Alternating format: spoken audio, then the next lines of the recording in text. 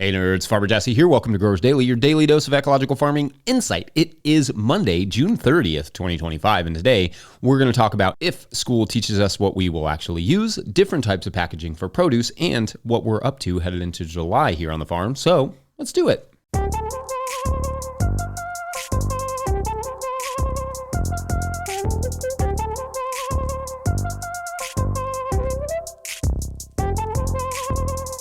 All right, well, happy Monday, everyone. I hope you all had a fun and fulfilling weekend or busy and profitable weekends or whatever your weekends might have brought. Mine definitely leaned more towards the busy side. I wouldn't say profitable, but definitely busy. I took down a chunk of our porch that had rotted, which was fun and a ton of work. We went to see a free version of Hamlet in Louisville on Saturday with the kids, which freely accessible Shakespeare is pretty awesome. And then I took the kiddos to a Lou City soccer game on Sunday night to celebrate officially 1 year sober. Okay, I probably would have gone anyway, but still. Now, I've talked about my sort of, challenges with alcohol and how much it started to affect my brain and my health, and for sure, it's not going to be the same for everyone, but this has been, without a doubt, the best year I've had health-wise, like physical and mental, in, I don't know, quite a while, maybe ever. I'm less shaky and anxious and foggy, and weirdly, I actually wake up almost every morning feeling good, which is wild. So yeah, cheers to that, I guess. Though, of course, cheers doesn't feel like the right word, but you get the idea. Anyway, this week, I'm also excited that at the end of some of our segments, we're going to hear from some of our listeners, that would be you, who submitted videos last week. It was super fun to see these videos and hear your all's voices for once, and we look forward to sharing some of those throughout the week. I also appreciate how strictly people adhered to the 20-second rule. And you will hear how some of them just cut themselves off mid-sentence, which wasn't entirely necessary, but is kind of amusing.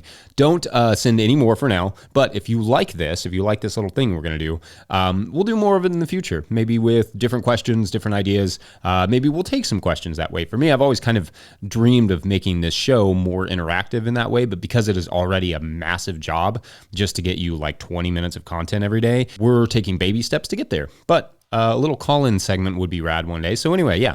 Baby steps. All right, in celebration of hearing from you all about how your seasons are going in those clips, today I thought I would take this first segment to catch you all up a bit on what we have going on around the farm right now and a little about what I've been up to in this heat. First, you should always be managing your soil in a way that requires little to no cultivation, but like I said last week, I goofed in a couple spots, trying some new things, which is pretty typical of me, always trying something new, often goofing. Anyway, there is some cultivation to be done in those spots, and honestly, the heat is the time to do cultivation because one, the soil is in the right condition for it by not being too wet, and two, stuff that you cultivate, that would be like hoe it, actually dies because, well, it's hot and sunny. I also, in doing some of the cultivation this week, remember just how much I actually love being in the heat. This is, there's a limit, of course, to how long and how hard you can work in like, near 100-degree weather.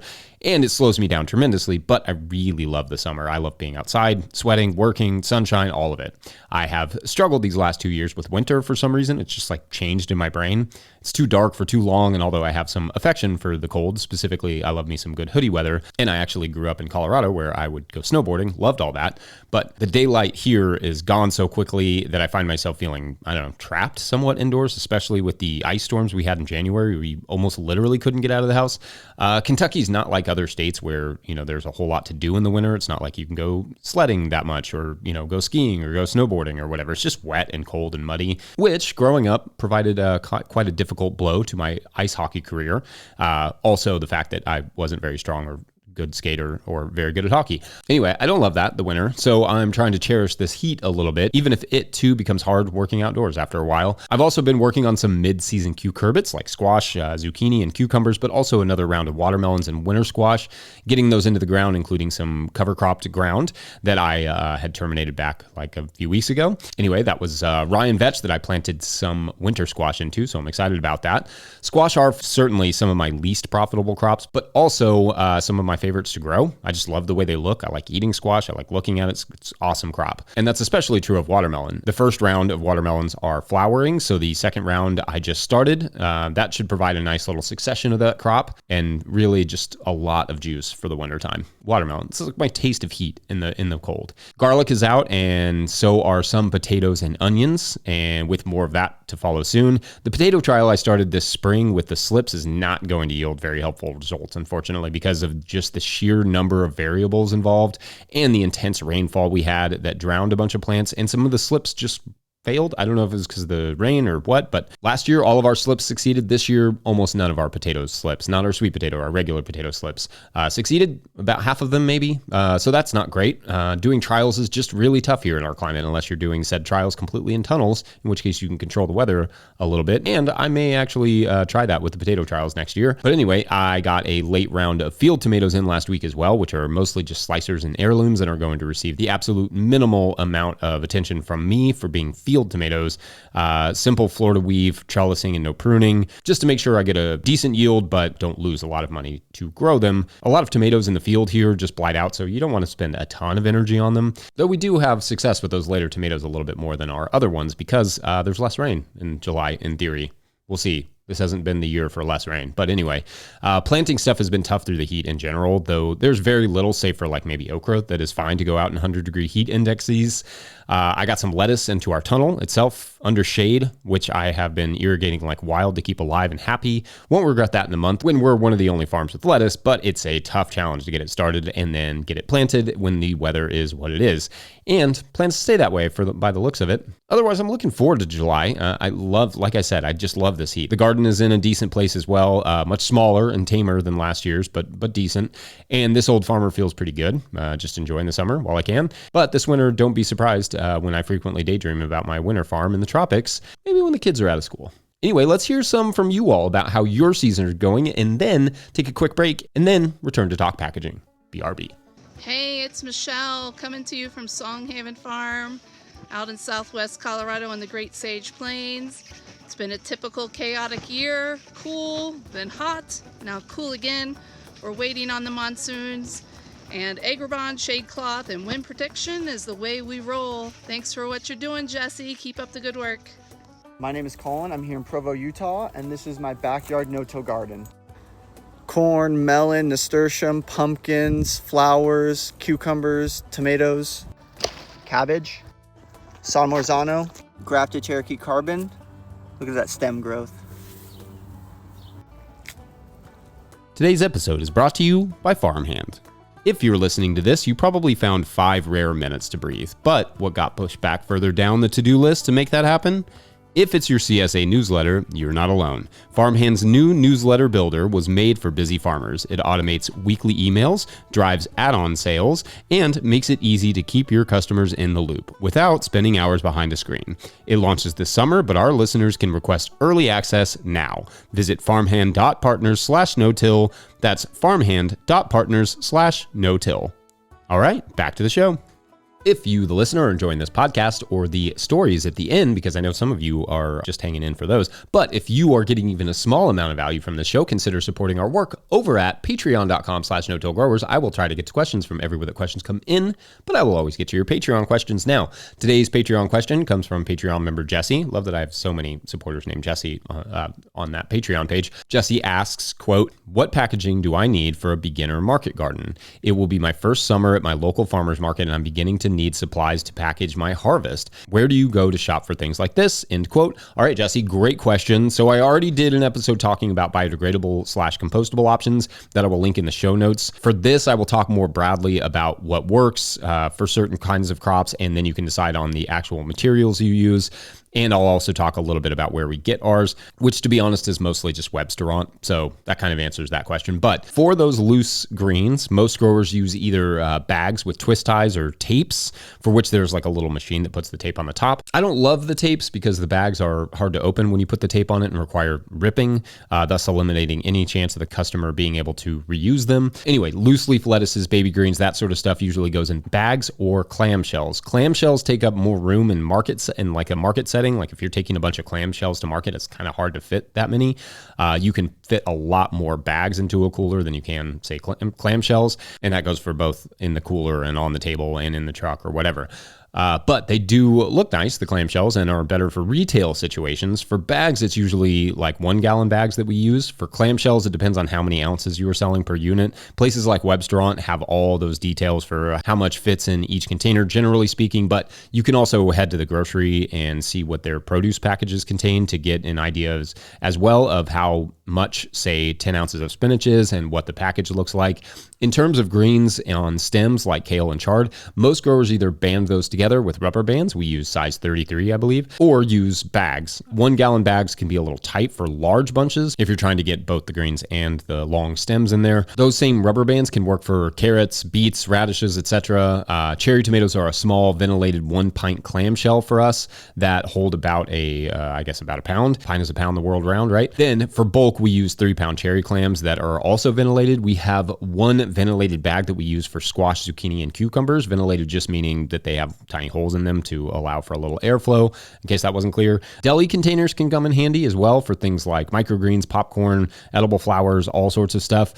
Plus, they are more reusable and recyclable than other plastic containers. Oftentimes, we'll use them to store our winter stocks from our summer veggies. Also, there are the berry containers that can range in size and materials, woods and fibers. We use those a lot at the farmer's market for things like cherry tomatoes and half-pint berry containers, and potatoes and squash and all sorts of stuff. Potatoes can be tough to package, though, as too much sunlight will obviously cause some greening, but not enough sunlight, and customers will literally not see them, meaning you have to display them somehow, but packaging them how they actually want to be packaged makes them invisible on the table. Potatoes are kind of difficult in that way. In the past, we've used little cotton bags, these little white cotton bags, and sold them in bulk that way, which was very effective, but the bags got a little too expensive to justify the cost. I think it ended up being like 50 cents or something a piece, and it's just like, I don't know, when you add that up, it's a lot. Burlap could work too, and we definitely found that people enjoyed the pre-bagged option. Just figuring out how to make it cost effective is tough. A lot of how you package your produce will depend on your marketing. At a farmer's market, for instance, there is less incentive to make the packaging look quite as nice as at like a retail store or even for chefs. Chefs really like stuff looking clean and fresh. I always say, like, chefs want it to look like they envision it going out on the table. Like, you have to think like a chef in that way. They want their product to really awe the customers, so it helps when your product awes them. But in terms of the farmer's market, not that it can look sloppy, absolutely not. It should still look great and clean and all those things, but it just doesn't have to be quite as much of a standalone product like it does on a shelf. For instance, when we were doing farmer's markets, we did not label very much because it wasn't necessary. The label was on the table to alert the customer to what they were looking at, and it was not necessarily on every individual bag. Did the label make things look nice when we did it? For sure, but they sold without the label, so we realized that we didn't need to waste the paper and the extra labor. If they're selling without the label, you probably don't need it. You may find your market is more competitive, and then you can add those little tweaks like a sticker or like clamshells or some special packaging to make your product stand out. I've mentioned before that we use the Brother QL 800 series printer and have for many years now, and it's been great. I'll link that in the show notes. Anyway, let us know what I missed, commenters, and we'll discuss it more on, well, we won't do Feedback Friday because it's 4th of July. We're taking Friday off. We'll discuss it on Monday. Let's do Feedback Monday next week. That sounds like fun. Otherwise, we will take a quick break, and when we come back, we'll go back to school. Sort of. Be right back. Hey, Jesse. I'm Rachel. I live in Georgia, and I listen to you every day while I'm driving to work. This is my little bitty garden. In my heart, I'm a market gardener, but it's not working out. This corn, I didn't listen to you, and I put wood chips under it, and the growth is stunted. Today's episode is brought to you by FarmRaise. Still struggling with your balance sheet? Your lender's asking for a balance sheet and you're stuck with a spreadsheet mess or guessing your numbers? FarmRaise Tracks takes the stress out of farm finance. With one click, you can generate an accurate, up-to-date balance sheet that shows your assets, liabilities, and equity. No accounting degree required. You'll be ready for loan applications, tax season, or just a clearer picture of where your farm stands. Join thousands of farmers using Tracks to build stronger businesses. Get 20% off with code NOTIL20 at farmraise.com for the lifetime of your membership.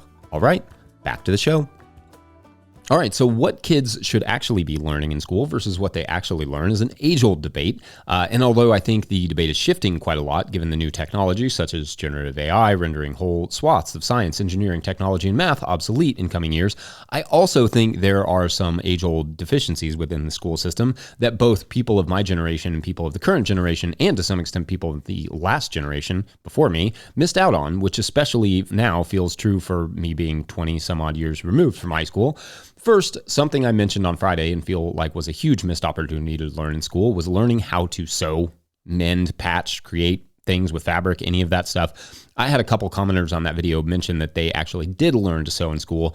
I actually think we had a class or a day of sewing, but there is a canyon between learning what something is and learning how to actually do it in many different contexts. To me, while I was learning matrices, for instance, in math, I should have been learning how to fix a pocket on a jacket or a rip on my jeans or hem a pair of pants or something.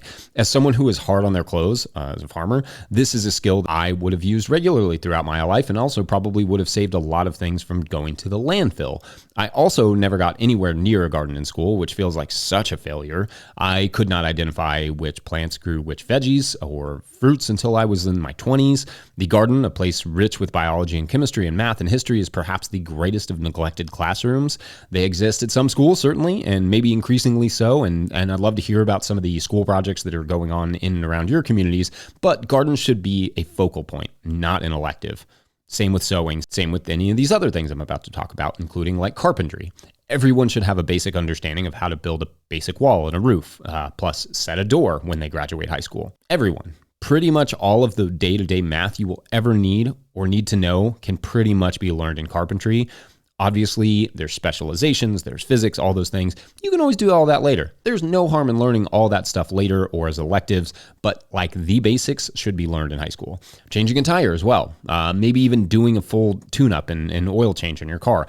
It may not be in everyone's goals to be a mechanic, but those are basic skills that will serve you for your entire life and or could save you time and money as you enter the job market, upended significantly by automation and AI technologies, which we have no plan for as a world. But anyway, that's fun.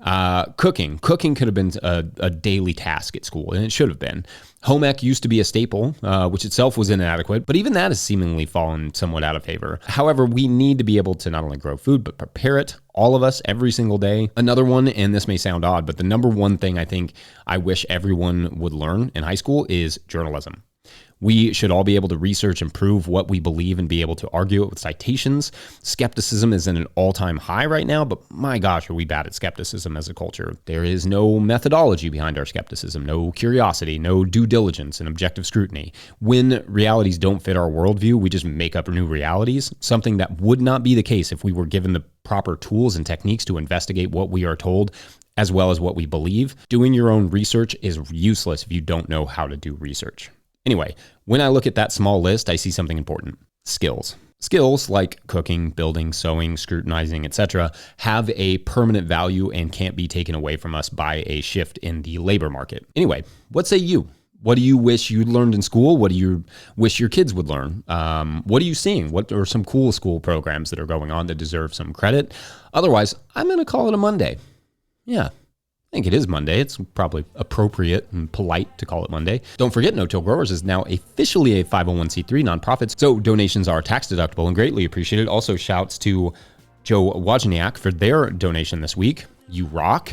Please make sure to like and subscribe and or follow wherever you're getting this podcast. That's an easy way to help us out.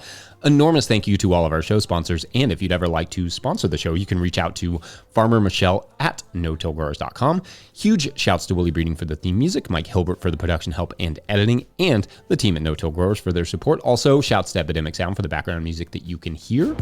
It seems too late. Love is strong. Pick up a copy of the Living Soil Handbook or the Seed Farmer at no-tillgrowers.com to support our work. Big thank you to everyone over at patreon.com/no-tillgrowers, where at a certain level, or if you just bump up from one level to another, or you sign up in the month of June, you only have like a few more hours, you get a shout out on the show. So big shout outs today to PJat, it's like Pat with a J in the middle of it, and Molly McBeath. Got a little bit of that Shakespeare vibe to it. Just a little bit.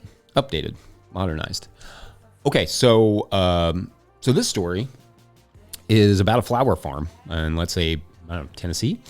And on the surface, this flower farm does what most flower farms do. It grows flowers for weddings and farmers markets, the usual stuff. But what is not obvious is the host of flowers that this farm produces for conjuring magic. It's literally not obvious. You would think that the flowers that the local wizards and witches would buy would be flashy and sparkly or colorful, but that's not really how magic works. The line between magic and the mastery of the natural world is actually pretty thin. It takes a little more than knowing how to use the flower or herb or whatever it may be to turn it into something extraordinary. But anyway, one day, this flower farmer goes out to the fields to find that one specific flower they grow was completely burned to the ground. No flowers, no other plants, just one bed of one flower, ashes. Why or by whom? That is this week's story, provided we get some Patreon signups. Thanks so much for listening. We will see you, let's do tomorrow. I'll see you tomorrow. Bye.